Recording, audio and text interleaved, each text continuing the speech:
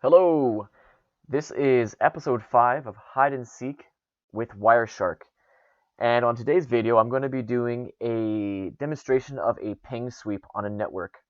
And I'm going to be having Wireshark on the side showing us what a ping sweep actually looks like as it's happening live on a network. And so right now I'm going to do a ping sweep on my home network. I got a number of devices that are connected to the network, and we're going to be doing specifically as it relates to hide and seek. We're going to see what a fast ping sweep looks like and what a slow ping sweep looks like. And from this, we're gonna see that actually using Wireshark is extremely powerful because when we blast the network, it's very noisy and we can see right away that something's happening. But if we take it slow, it's possible to at first to hide activity in amongst normal things that are happening. So let's go ahead. We're going to start our Wireshark scanning our network. And then we're going to start our fast ping sweep right away.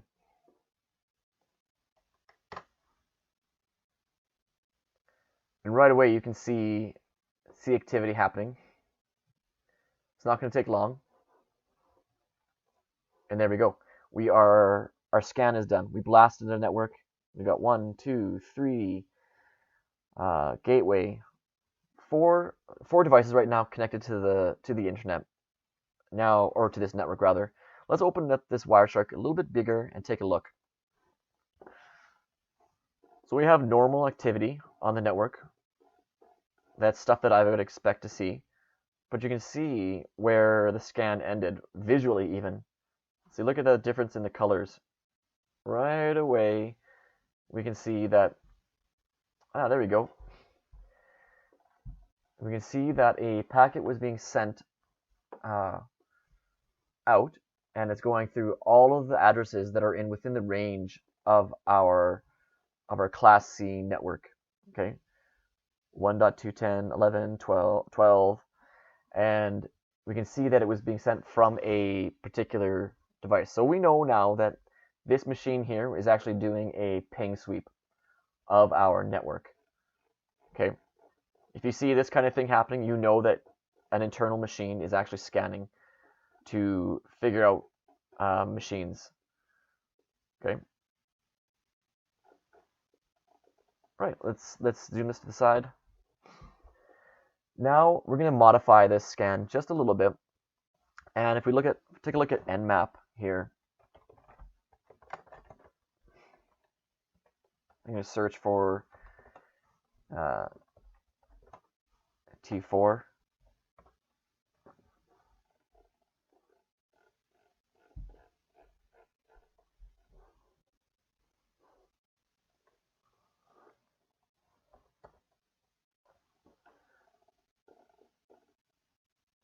And we can see the different versions of our timing template. 1, 2, 3, 4. Normal is what I did. But let's go and be paranoid. So 0, 1, 2, 3, 4, 5. I actually did aggressive. So I would like to be doing a paranoid scan of this. So what that means is going to be a slower going process. So let's zoom in over to the side. Quit that. Let's prep our ping sweep. And so remember that when we did the ping sweep over here, we saw it happen. It was obvious that we were having a ping sweep, but we want to do it slowly now.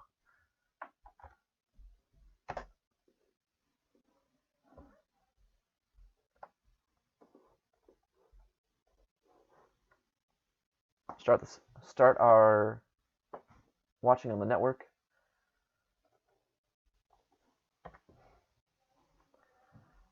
And let's look for obvious ping sweeps happening.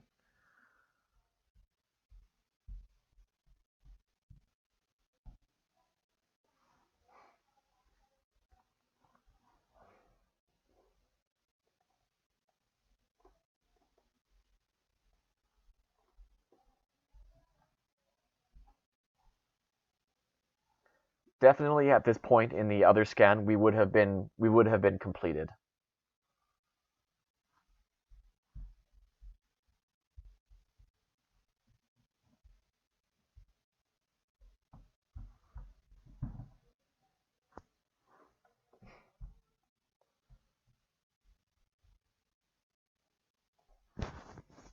Okay, so I actually paused the recording, and I've been sitting for about 5 minutes while my paranoid scan is still going through my network. And when I look at this right away, nothing really jumps out to me. But we can do some live filtering as we look at it. So remember back to the previous scan that was just blasted it. Let's take a look at the protocol that we have there, ARP. Now, this looks a lot familiar, doesn't it? Okay, so a lot of this is normal. So the the router is going to be broadcasting to say, hey, who's got this IP address? But we can also see there's a ton of traffic coming from one host on our network. Okay, look at 74 is our culprit, and if we look for that, it's going to filter on that.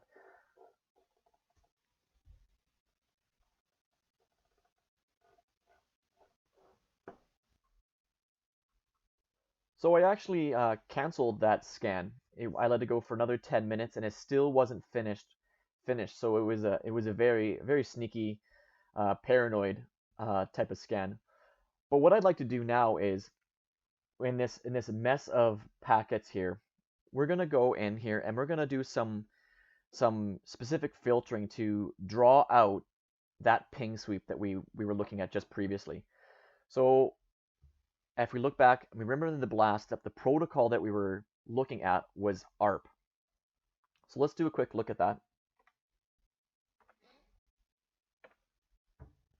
And we are showing all of the ARPs that were in those packets. We're displaying currently 778 packets of the 44,000 packets that were in this file. Now, you'll see that there's some other information here, and what I'd like to look at specifically actually is the broadcasts, anything that is a broadcast.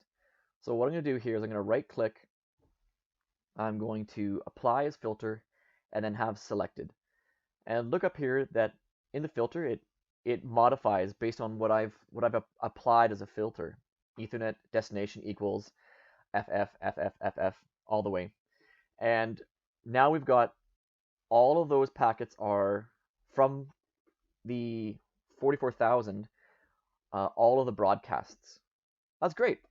But what I want to do now is I want to actually look at broadcasts, but also ARPs.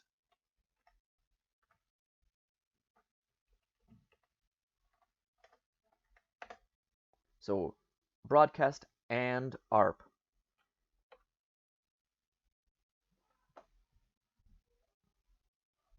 Great. So we can see that we're weeding this down a little bit. Hey, now in here we've got 688, and that's good. And honestly, we'll be able to determine that there was an actor in here doing some things that are weird. However, I think that we can go a little bit deeper and bring this 688 down a little bit more. So what I'm going to do here is I'm actually going to copy this,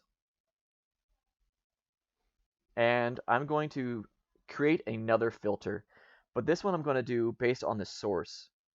So I'm going to right click on the source, apply as filter, selected, and that gives me everything that we're filtering based on the Ethernet source and the ActionTech here.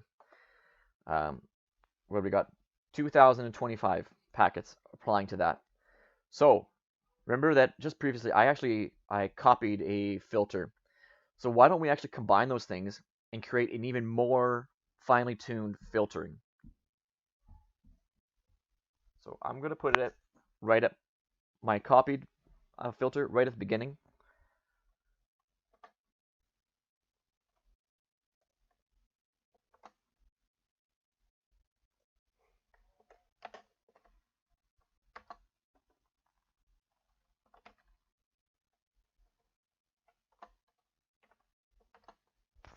Okay, and let's discuss this filter that we've just made. So I want to filter on Ethernet destination broadcasts that are ARPs. So broadcast and ARP, I put that in brackets, and I'm going to package it up by saying and not this source here. And we have a green light, so let's go ahead and proceed. And right away, we've filtered out the ActionTech, the gateway here, and we are only getting packets that are more along the lines of what we would like to see. So here we go. And as before, we knew that this was the culprit machine hiding in our network. And so with some specific filtering, we were able to weed this down and get the result that we wanted. Well, there you go. I hope you enjoyed. Please like and subscribe for lots more content. All right. Thanks, everybody. Bye.